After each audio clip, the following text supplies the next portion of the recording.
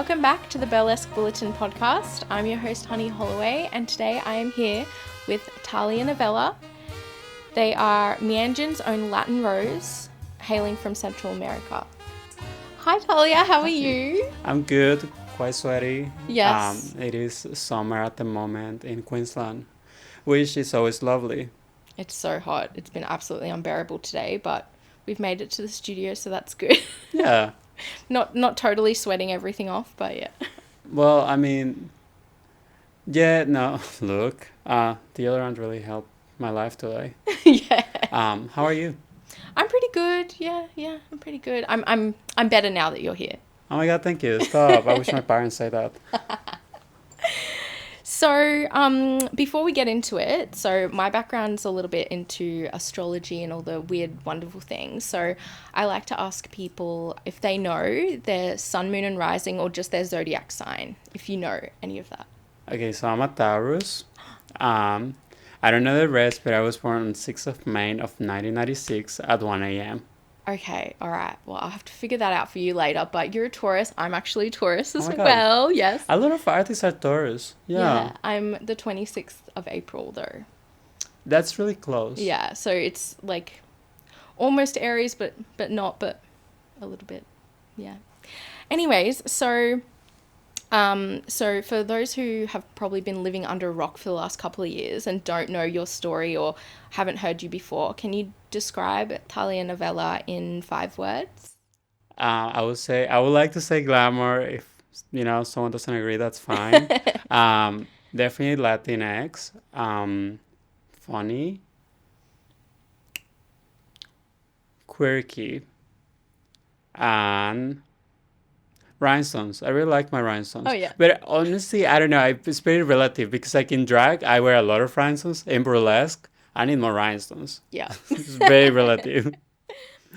So can you tell us how you got into burlesque or just your story into creating Thalia Novela? Well, I actually started doing drag before burlesque. So I started drag, I think, 1 year earlier. And it was really fun. I just got into it because I remember going to a bar and seeing a performer on stage. And it was a really difficult time when I went to see them. And then seeing them on stage for 3 minutes made me really happy. And I realized that I really wanted to do that for someone else one day. And then, I started my drag journey, which was really fun. And then 1 year later, I was doing a production show called Galaxy. And I was actually working with Ivy Cartel and Lazy Pop. And they were talking about how fun burlesque was. And I was like, you know what? I want to try it. And it's really funny because my first teacher was Lenore Noir. Mm-hmm. And the first performer that I ever saw was Lenore on 2017 or 16. I don't remember which one. But I was at Fluffy at the warehouse, and they were doing like a crossover event with burlesque performers. And I saw Lenore doing her pineapple act, and Betty Lovecat do her spaghetti act, which is in like the spaghetti bowl. I had never seen burlesque before. I don't know what it was, but I was just like, oh my God, this is great. So I remember walking into the classroom and being like, oh my God, I remember you from all those years. That's so iconic. Yeah. That's so funny that you say that because she was actually also my first time seeing burlesque. Oh my God. Yeah, like actual burlesque, like in real life. And I remember her from so long ago. I think it was like 2015. I saw her for the first time and she was absolutely amazing. And that's how mine started as well. Well, Thank you, Lenore. yeah, thank you. So now we know a little bit about Thalia. So can you tell us what your if you have a creative process and what that's like? Like when you go to develop an act, do you start with a song or maybe like a theme or like an outfit? How does that work for you? I feel that the outfit for me comes later. Although it depends. Sometimes I saw an outfit and I was like, I feel this song will go really well with it. And then the process started. But I find it's really different for me from drag than with burlesque. I find that with drag, it's like, oh, I like this song, I'll do it. And then a concept comes into it. Whereas with burlesque, I need to listen to 10,000 songs, be like, oh my God, I need to find something that fits this vibe. And it takes like so much longer. Like it can take like 6 months of me like trying to find the right song. Um, it's very chaotic. Although I do have to say, thanks to like headliners class, like with Lila, like oh my god, the technique to break down choreo is amazing. Highly recommended. Um, it does reduce time in like figuring out choreo and stuff. But I would say my creative process sometimes is between like 3 months to 6 months. Although last year or this year, I actually had to make a lot of new numbers really quickly, and that was really stressful. But we got through that.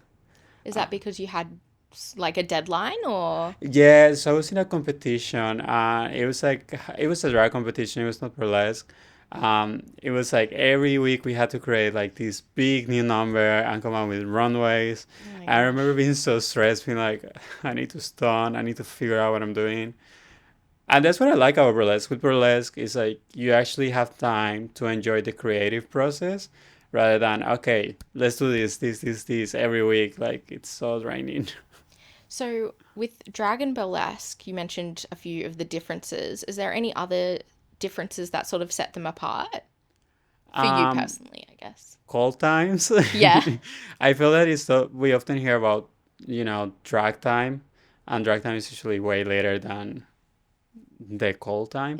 Whereas with burlesque, it's like Gotta be that on you have a call time. But I remember hearing someone has said to me before. It's like if you're early, you're on time. If you're on time, you're late. And if you're late, what's happening? Yeah. And like I've been late before, and it's really embarrassing. But like I always try to stay on top, just because I don't want to be labeled as, we're working with the drag queen today. So Jesus Christ. Whereas with drag, it's more like 5 minutes before the show. Like I don't do that. Just to clarify, I don't do it anymore. Like I have not been on drag time in a long time. But sometimes it's like the girls will show up like 5 minutes before the show, like, okay, I'm show ready. And it's just so stressful. Yeah. And now that I'm producing, like, I get it. Like, it's so stressful when you don't know where the performer is and you're like, oh my God, we're about to go on stage. Where are they? So, yeah, maybe it's drag time. Drag time is a big one for me. Yeah. See, I didn't know that. I didn't know Well, that. I think that's good. Hopefully, we can move as a society towards a point in time when there's no drag time. Yeah. There's just call times. So they turn up completely ready, right? They're not like get there 5 minutes before and they're like, oh, I just gotta quickly put on my wig or Some of something. them. Oh no. Some of them. So you've had an amazing couple of years. So did you technically start burlesque? Was it in 2019? Is that correct? Let me do the I math. had a little deep dive on your Instagram, just a little bit. I think so. I don't remember if it was 18 or 19. It depends of when I started doing drag. Yeah, okay. And I have really bad memory, especially Okay. because of COVID. It just kind of like Oh, combined like a couple of years together. I'm like, totally. Like well, before COVID, after COVID, they're the yeah. two. And there's like a period in between where it's like, this is just a whole year. And this maybe like 3 years. Now this is a whole year. Yeah. Um, yeah, maybe 5 years, Yeah. 5 to 6. Okay. Let's say 5. Makes me look younger. Okay. So during that time, what was your or what was a moment that stood out to you within drag that was one of your favorites, and maybe burlesque as well that was one of your favorites? With drag, I will say definitely winning Young Achievement of the Year at Queen's Ball, but I think that kind of connects with not just burlesque, but my whole thing with like point of change. Um, and I actually had a couple of highlights this year. Um, I will say, doing my one woman show was great, but yeah, it's just weird. I feel that they combine a lot. I feel that there's like a big crossover with all of the things, like with drag, burlesque, and stand up. I feel that I'm just kind of like a mashed up potato. Yeah. Um, It all and melts together and bacon bits. intertwines. Yeah, it's like I don't know, it's like a big mixture. I would say with burlesque, definitely having like the opportunity to do MX burlesque. Although I feel that this year was like a lot for me. I did like 3 competitions, which I do not recommend. Yeah. I'm so worn out. I'm actually on a break at the moment. I did see that. Yeah, I mean, you've been going full on for so long, so I'm surprised you didn't have a mental breakdown Oh, I before did. It spices up my life and it just gives me material. Yeah. Then people laugh about it and I feel better. True. True. So you touched on Point of Change, and your other show, Subtitles Not Included. Can you give us a rundown? Maybe let's start with Point of Change and how that sort of came about. Well, Point of Change is a fundraiser for POC charities performed only by POC. And our mission is to obviously to amplify our community, like support our community, but also put more performance of color on stage, celebrate culture as well. And it came about because a couple of years ago, there were a lot of microaggressions happening in the scene and also in the world. And the world we went through a really, I mean, we're still going through a really rough period of time for people of color. And I think it got to a point where I was like, it's enough. Like, we need to be able to feel celebrated. And that's how we were like, okay, let's start doing this fundraiser. Let's celebrate these cultures. And honestly, it's a blessing to continue the work that other people have already started. Like, before Point of Change happened, we already had POC performers. Like, we had Malika Lam, Chocolate Box, Chinta Wu Alcock. We had Ruby Corbett, Kitty Obsidian. Um, so I think us doing Point of Change is just continuing the work that they did and that they continue doing. So it's definitely a blessing. I had a thing that I was going to say and I fully forgot. That's all right. You'll probably think of it later, and we can. Yeah.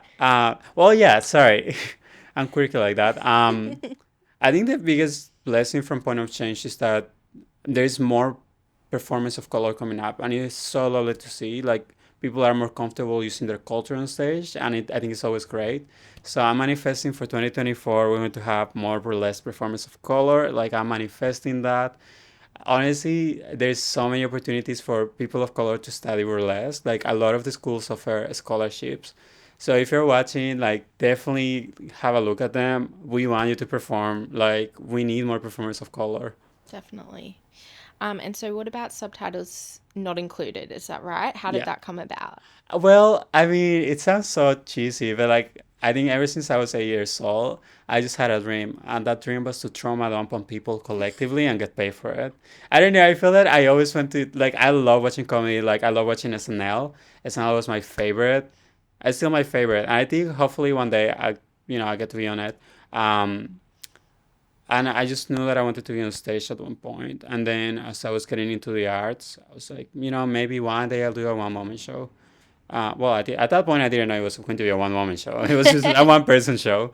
But then a friend of mine told me about this program through Backbone that they were like supporting artists to, create work. And I was like, okay. I just started doing it. And honestly, it was really weird because this year has been chaotic as hell. Can I swear? Well, is Yes. hell swearing? Okay, I Yes. don't know if hell swearing. You can swear anyways. Okay, I promise I'm not going to swear that much. But this year has been chaotic. It's been really big with, competitions and big projects. Like, for example, the Queen's Ball Award. I actually got to organize the drag showcase, which was really fun, but also really stressful. Um, it was November. No, sorry, it was September. September. It was one month of the year. I don't remember which one, but it was kind of like getting to the end of my because I already had said that I was going to take a break in November. My friend presented me with the opportunity. I was like, you know what? If I'm going to work now, let's do it all the way up. And I started working on it, and honestly, it's probably the least stressed that I have ever been. Really? It's so weird. It was so comfortable, like Just the came whole night. naturally. Yeah, I don't know why. Like, it just really, at least in my eyes, like I was having a good time. It's so weird. I feel like sometimes we always have like self-deprecating jokes and stuff about our childhood and our traumas anyways. Like it's in there, locked in there Oh, somewhere, so it was just probably flowed out oh, I easily. just like to keep them out. Like, honestly, even before that, I just like to trauma dump on people. It's just like, a quirky personality of mine. Not really good with dates, but, So what's been some of the, I guess, the hardest lessons that you've learnt through Drag and Burlesque? We talked about the worst moments and malfunctions and stuff on stage, but was there anything that sort of surprised you, like a hard lesson or something that you had to go through? I would say, like, definitely learning my own limits, realizing that I cannot overcompromise because I will under-deliver, and that's, it's a detriment for myself and for other, like, say if a producer books me and I have been like, like I need to come fresh, like I need to deliver the same freshness and energy to all of the things that I'm doing, and especially with competitions because I remember like when I started my break, I felt a glitter crush from 3 competitions. So I was like massively depressed. I was like, oh my God. Yeah. So I think it's been also learning to be kind to myself. I tend to be like really harsh, especially, well, I mean, after losing 3 competitions, it's like maybe I want the Don't biggest think of loser. it that way. You did them, and that's the Yeah. most amazing thing. I mean, they were really fun. Like, they actually were really fun. Mixed Burlesque is so good. Like, the whole organization is amazing.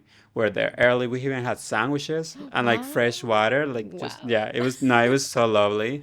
Alt was really fun as well. All the Ultimate Showdown is happening next year. It was really fun as well. I think, yeah, I think that's been the biggest lesson. And the things like people have always told me, like not my whole life, that's dramatic, but my whole career, people have been like, you need to watch how much you're doing. You don't have to say yes to everything. You can slow down, take the things that you can take. And I think I only realized like halfway through this year that I'm like, okay, I need to start doing it. And I actually have said no to gigs. Yeah. I haven't even broke my break at the moment. I did have one in like last week, but that had already been booked for ages. But I actually have said no to gigs. I'm like, yay, proud of myself. Yeah, that's so good. That's good that you follow through with it as well, because sometimes it can come up and you'd be like, oh, just this one more, like, it's fine, it'll be fine. And then it's like a whole week of gigs, Yeah. which is good. Like, I'm so grateful for the opportunities. Yeah. But yeah, definitely taking care of my body. And what was the other thing I say? Oh, I'm being kind to myself. Yeah, Yeah. I'm being kind to myself. Love that. So what do you think is one of your biggest strengths when performing and also one of your weaknesses? Maybe something you'd like to work on in the future as well. Oh my God, that's a really deep question. Which is great.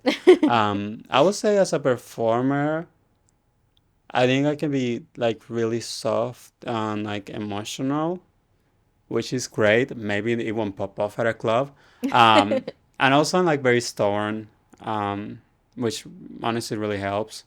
Definitely like the emotional part. I think like the emotional part really, really has helped me with, I would say more burlesque. I don't think anyone wants to see a drag queen cry on stage. Well, actually, sometimes I it's do. fears. But yeah, sometimes it's like fears. Um, and my weakness, I would say probably choreography and dancing. I'm not like the strongest dancer. But I actually have a funny story. Well, it's not funny, it's childhood trauma. So yeah, trauma So it's lumping funny. again. Yeah.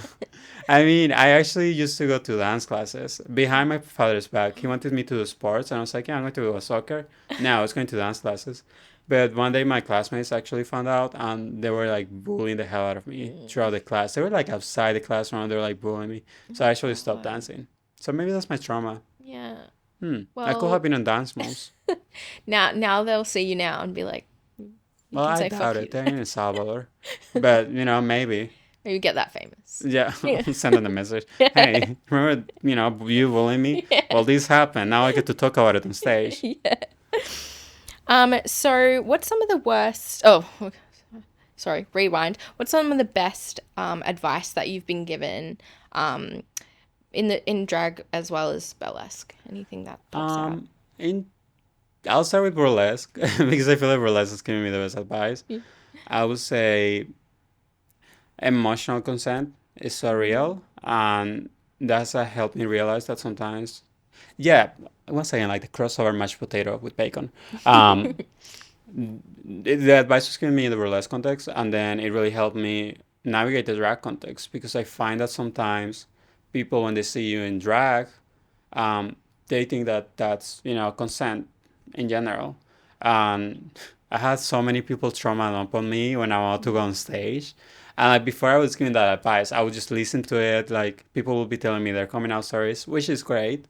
But it's not what you want to hear like 5 minutes before you go on stage and maybe do Christina Aguilera. You know what I mean? There's a time and place. Yeah, like, and definitely like consent, because as performers, like, it's good that we are visible for people. Like, it's good to have that representation.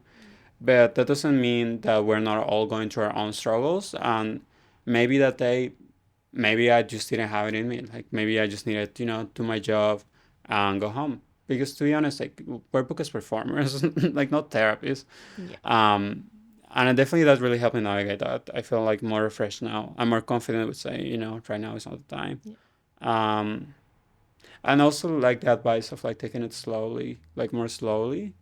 And then in drag, I actually got the advice to start mixing on my own culture, by my drag parents, which was really shocking at the beginning because I find that as a queer brown person, it often feels like we're like two personas, and that's before we even put on a wig. So that's a lot of therapy right there. We have like our cultural aspect, and then we have our queerness. And growing up in like maybe like a really macho environment, it often felt like I could not be Latino and then queer.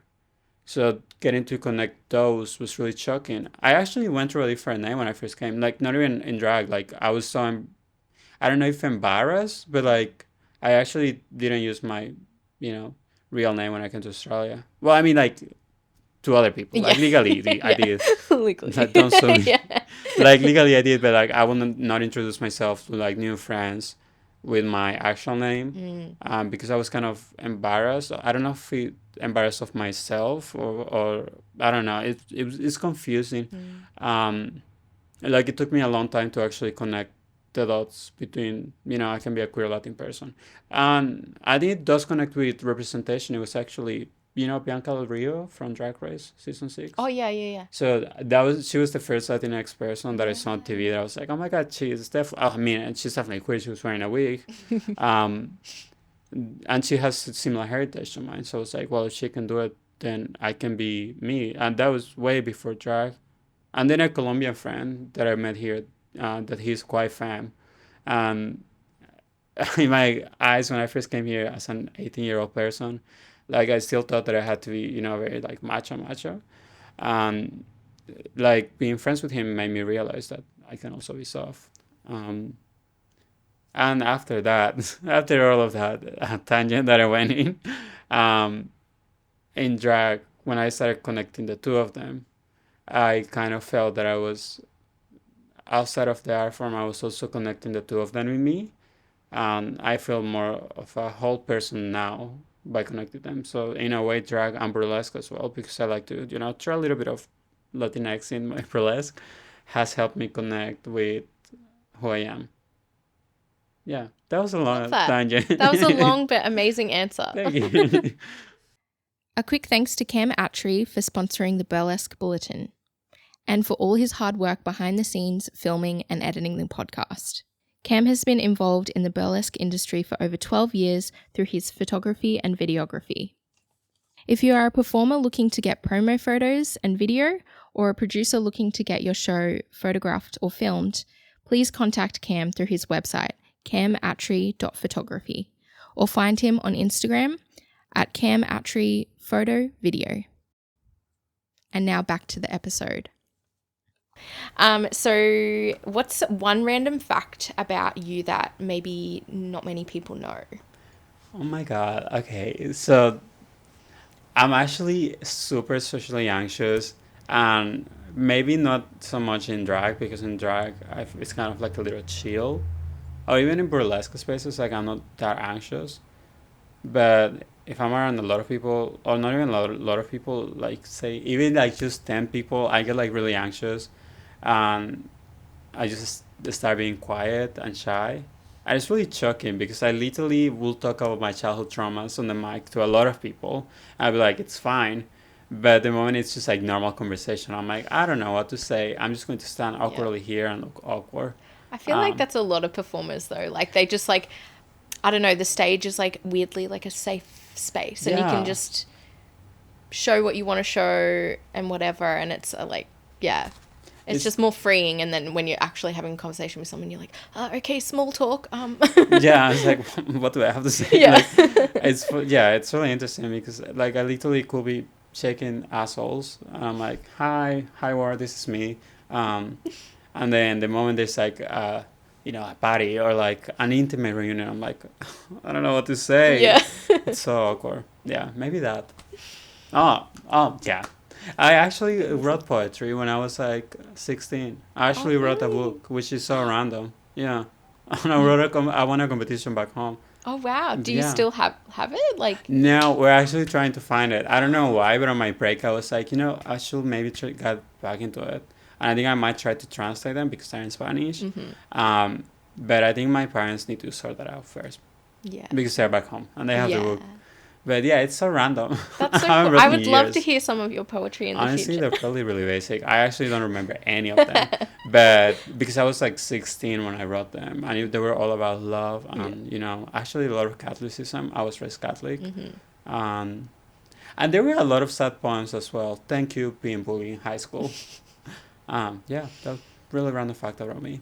Maybe when you find them, that'll be some good material for future shows in the Stand that? future. Yeah. Well, let me stand up. tell you, this person said this to me when I was in 7th grade, and it's living here till Yep. this day. Forever. So if you could share a dressing room with someone, who would it be? Oof. Drag or burlesque or both? Both. One of each. Why not? Oof. And it okay. doesn't even have to be drag or burlesque. I don't know. You can say anyone. God. No, Jack and Fury. God. I would say in drag, I'm actually very like dressing room wise. I'm like really open to whoever, but like if I'm getting ready, I think I only been able to get ready with two drag queens my whole life, and it's been Brandy Doll or Crimson Coco. So honestly, any of them. Honestly, anyone from my house. And then in burlesque, I would say with Martini. Because we were we were on the same thingy for MX Burlesque, and Martini is just so much fun. So I would say definitely Martini. Okay. Martini McFly. Yeah. So what would you give, what advice would you give to performers starting out, whether that be in drag or burlesque? Any tips? Be kind to yourself. Remember that there's always classes that you can take to upskill. Know your history in both drag and burlesque, and not just like general history, but also know the people that have been doing it in your local scene. Yeah, mainly that. Like have respect for the history, which I think is a mistake. A lot of drag performers do. I definitely did. I remember when I started, I was like, okay, I've been doing burlesque for 2 weeks. Time to do a solo. It was a big mistake. I actually don't even have the dress anymore. But I think definitely take your time to upskill and be patient and kind with yourself. I feel that that's the biggest thing when someone starts. Well, I mean, especially when I started, I was so unkind to myself. I was like, I'm not good enough. I'm not getting any better. I think sometimes just being patient and just being grateful for the progress that you make and for the people that are helping you achieve that. And honestly, with burlesque, do you have so many people to be grateful for? Yeah. Like people are really kind. Yeah, and just be kind to everyone else. Yeah. What do you think is the biggest myth or misconception around drag or burlesque?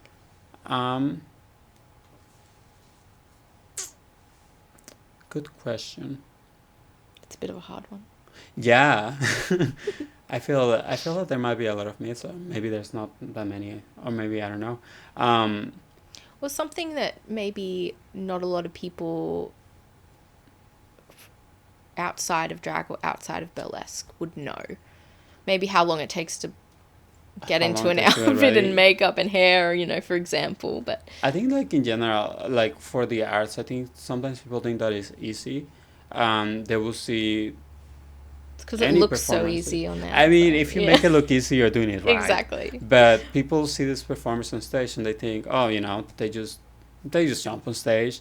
They don't see the years that it has taken to master the craft, like the hours that they have taken to rhinestone or like to do their hair, to do their makeup. Like, it's the effort. But I guess like sometimes, we kind of like sell an illusion on stage. So sometimes it's good for them not to know. It's good for them to know, just to live that dream in that moment, to live those 3 minutes steady in that moment. As long as they're respectful, it's fine if they don't know all of the hard work. They just need to be respectful. So what do you think the biggest challenge the community or the industry, and we could talk about drag and burlesque separately or together if you want, the biggest challenge the community or industry is facing today? I will say diversity. Yeah. I mean, as a brown person, a queer brown person, like it's really hard to find representation. That's just not in the media, it's also in the local scene. Like, it's hard to find us besides being, okay, there's one brown person. Oh, there's no brown persons, you know what I mean? Although, to be honest, there is some challenges. As we say before, like, there's not that many POC performers in the burlesque industry. Like, I think there's only like 5 of us. I mean, I'm talking about Meanjin, by the way, just in case I don't want Australia to kill my child. But in Meanjin, there's not that many of us, so hopefully there will be more. And the drag scene, there's definitely a lot of us, which is great and hopefully growing. I will say representation. And sometimes I feel that people need to educate themselves with things that could be microaggressions, and they don't realize that they are microaggressions. I think it's really important for people to be culturally aware.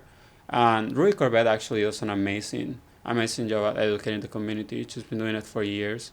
And I think she has a model on the Bombshell Virtual Academy. Yes, Cultural I think I did see that, like a little workshop or something Yeah, like that. and like honestly, knowing and talking with Rui is such a blessing. I definitely recommend to anyone hearing it, because anyone that hears it, like, it's not just for them, but it also helps the community. Hopefully one day, everyone goes to the point of like being culturally aware.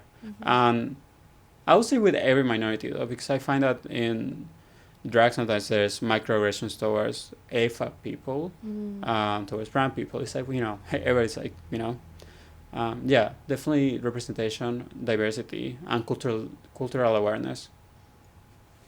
Definitely. So we talked a little bit about point of change before, and you described it and sort of let us know the gist.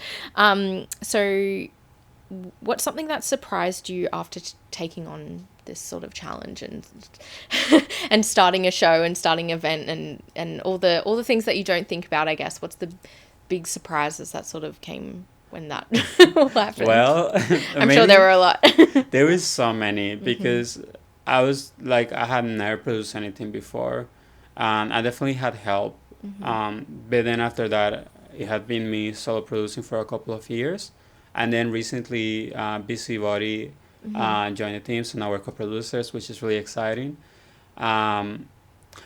Well, the first night was a really big surprise because the fire alarm went off. It was raining, and then it was so chaotic. People were sending me their music as one of the sets was already going on stage. Like, it was chaotic. So what surprised me was I need to be more strict, and it has worked. But also the impact that it has had in the community. Like, it definitely, after that, there has been more POC performers coming out, which has been great. It's always a lot of work. Obviously, it's always a lot of work. But honestly, when you're there on the night, like, it's so worth it. Like, there's nothing better than seeing someone on stage celebrating their culture and being authentically themselves. Like, I always get emotional on POC. And yeah, I think that's been the biggest surprise. Like, how well it's been received, and also how happy are the people when they're there. So that's definitely a surprise and a blessing. Love that. So what's one of the things that you don't like about your role, or one of the sort of pet peeves about running an event? Well, I would say, and I think a lot of people feel the same, is performers sending things late. I think sometimes performers don't get it because, if you haven't been on the producer shows before, like, sometimes you're like, oh, it's not a big deal. But it's definitely stressful. I think that's one of my biggest pet peeves. Is like, send your bios, send your promo pictures, send your music on time. And I think sometimes it's really hard for me because, well, not for me. That sounds so dramatic and whiny, but sometimes it's like it gets a bit annoying because, like, Point of Change is non-profit. Like, I will never make any profit out of it, and I'm so happy with that. Like, I'm happy to donate my time for the community. But sometimes when people send their music late, I'm like, guys, come on. Like, it's also my time. Exactly. You're still doing a job, you're not getting paid. It's still a job. Yeah, and like obviously like out of love, like I will never want to get paid out of it. Yeah, But it's just like that thing of like, you know, just respect your producers. Like just respect your producers. definitely. So I guess that's a little bit of a red flag when it comes to performers. What would you say is like a green flag when it comes to performers? Like something that you're like, yes, like I love that you did that, or like, you know, sending the music right on time or something like that, you know? I mean, honestly, this is the thing that I love about burlesque performers. Burlesque performers, they send you a Dropbox link. They have the promo picture, they have the bio, they have their act clean up, like they have the music. It's like amazing and Love so that. beautiful to see. Like they'll be, oh, I want to do a point of change. Here's the link. Boom, amazing. And also, not all drag performers do, you know, send the music late, but like some of them do, which is fine. They'll get there. But yeah, the green flag is definitely that. Like, oh, and also advertising the event. Advertising the event is like the biggest green flag that you can do because it shows that you care. That being said, like with punishment performance, just to clarify, because I feel that people are going to message me the next day. It's stressful, but like it's fine. Yeah. Like I can deal with it. Yeah. But don't do it in any other shows, especially if you're getting paid. Yeah, and also for me, a very green flag is to see how much they enjoy being a part of the event, and they all do. It's kind of like a little community slash family, because I guess after being a like separate minorities for so long, and then coming all together, it's kind of like, you know, you understand my experience. Yeah. I feel seen. Yeah, it's really cute. I like seeing the performance together. Yeah. Amazing.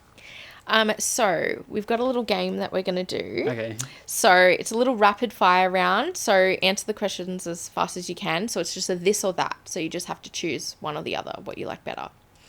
Okay, you ready? Yeah. Okay. Okay. Rhinestones or feathers? Rhinestones. C string or G string? Oh, I really want a C string. C string. You haven't used one before? I don't know where to get them. Yeah, I think online is like Online? that's the only place I've seen. Okay, I'm going to do some research. I'm going to get a C string. Neo burlesque or classic burlesque? Classic. Boa or feather fans? Oh, I cannot say both. I will say feather fans because I'm working on an act at the moment. Lace or leather? Lace. Tassels or assholes? Assholes all the way. Drag or burlesque? Oh, burlesque, easily. Really? Yeah, like drag is fun and whatnot, but like Yeah. burlesque it just makes me happy. Love that. Stocking peels or stripper heels? Stocking heels, like I will fall on my face with stripper heels. Yeah. Like floor work's great with stripper heels, but I'm not walking with stripper heels. I will break my face. Yeah, I'm awful with heels. Like, even if they're like this big, I'm still just awful. Honestly, Especially it's hard. dancing. Big stage show or intimate bar show? Ooh. This is a hard one because I find that I have had really good experiences in both. I find that intimate shows sometimes they make you feel really happy and connected with the community. But I mean, honestly, big stage shows all the way. Like, there's just like a sense of success when you do a big stage show. Like, Yeah. Yeah. Cabaret or comedy? Cabaret. Actually, I'm going to start exploring that side. So my next goal for 2024, I'm actually going to dip my toes into cabaret singing Wow. and hula hoops. Oh my god, you're just gonna do everything. Well, I find that the arts are kind of like this. Well, in my head, because I like food, it's kind of like this lovely dessert bar, and you can have a little bit of everything. True. But honestly, I was really inspired after meeting, Tash York. Yeah.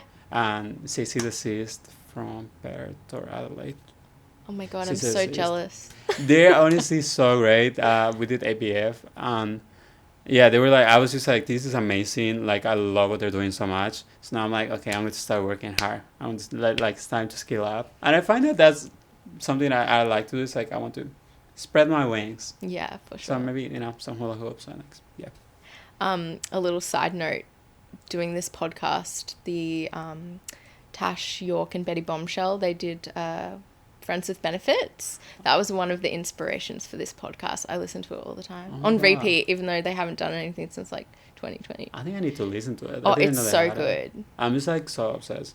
Like, because like Tash is POC as well, and she gives like very big like auntie energies. Yeah. I was like, I just felt so at ease. So I was like, yeah, no, big love. Yeah. And then Sister Disease was so good backstage. Like we had such a good time. Yeah. Amazing. Okay, red or white wine, if you like wine. Rosé, because I like Real Housewives. Nice. And cocktails or beer? Cocktails. Yeah. For sure. But I love a Corona. It's Really? so hard. I love a Corona, but I think it's because like I'm Latino. Yeah. And I love a Corona. Okay, picture this. So a little bit, like it's still hot, but like not as hot as a Queensland summer. And you have like a Corona. You're by the beach. It's like the sunset. You have a Corona with a lime, a little bit of salt, and maybe you're in like a hammock. There's nothing better than that. That does sound pretty good. But then a Cosmo is just, it's lovely. Or a pina colada. Yeah, I like a pina colada. Okay. Coconut. Both. Everything. Yeah.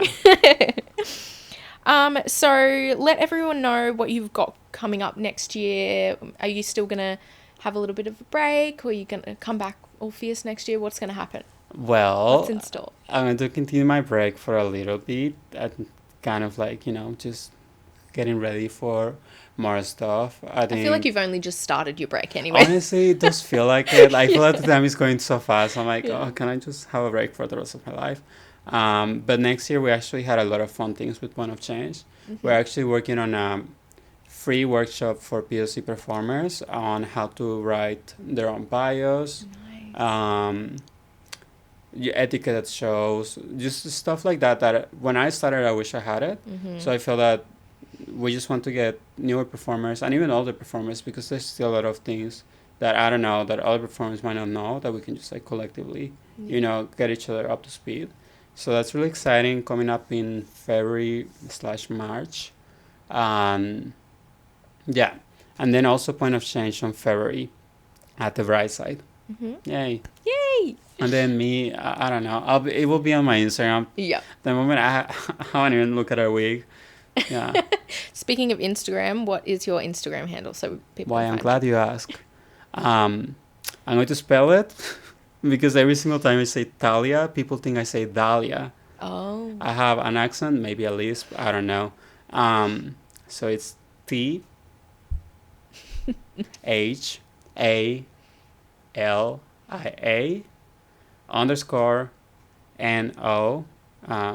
B for victory. I don't know how to say that either. ELA. And yeah, that's my Instagram. Yeah. Amazing. Well, that's it. Thank you so much for being the first guest in the studio, actually. Oh my God, really? Yes. That's gorgeous. I really appreciate, you taking the time to come and have a chat with me and everything like that. And I'm really excited to see what you've got going on next year. Hopefully with a little bit more balance. We'll see. Nothing too crazy, but yeah. I will. so I'll try my best. Definitely no more competitions. Thank you so much. Thank you. Thank you so much to our guest for being on the podcast and letting us take a peek behind the curtain of their lives. Thanks for everyone joining us, and we will see you in our next episode.